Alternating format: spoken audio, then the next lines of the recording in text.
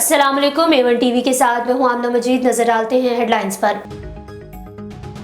महंगाई के सताए अवाम पर एक और बड़ा बोझ, गैस भी महंगी करने की तैयारी। ओगरा ने गैस की कीमतों में इजाफे की मंजूरी दे दी। सुई नॉर्दर्न सार्फिन के लिए गैस 415 रुपये महंगी, सुई सदर्न सार्फिन के लिए 417 रुपये फी MMBUT इजाफे की मंजूरी। चौधरी परवेज इलाही को आज गुजरांवाला की अदालत में पेश किया जाएगा। परवेज इलाही एक मुकदमे में रिहा हुए तो दूसरे में गिरफ्तार कर लिया गया था। पाकिस्तान तहरीक इंसाफ के सदर गुजरात करप्शन केस से बरी हुए तो एंटी करप्शन ने गुजरांवाला में दर्ज मुकदमे में फिर गिरफ्तार कर लिया। लाहौर की मकामी अदालत के जुडिशल ने रिमार्क्स दिए कि परवेज इलाही के खिलाफ तहकीकाती मंसूबों में करप्शन के कोई शवाहिद नहीं मिले।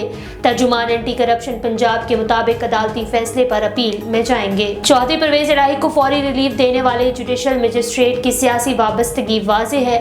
निगरान वज़ीर इत्तलात पंजाब आमिर मीर का इल्जाम, कहा करप्शन केस में परवेज इलाही को बरी करते हुए जज ने बरीयत के फैसले के हक़ाइक़ को नजरअंदाज किया।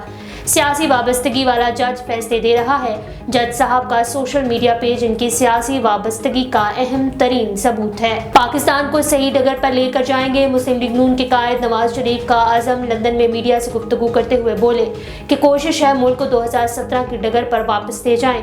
2017 का पाकिस्तान बहुत अच्छा पाकिस्तान था। और आज जनूबी पंजाब, सिंध, कश्मीर में बारिश और गर्दो आलूद हवाओं का इम्कान है।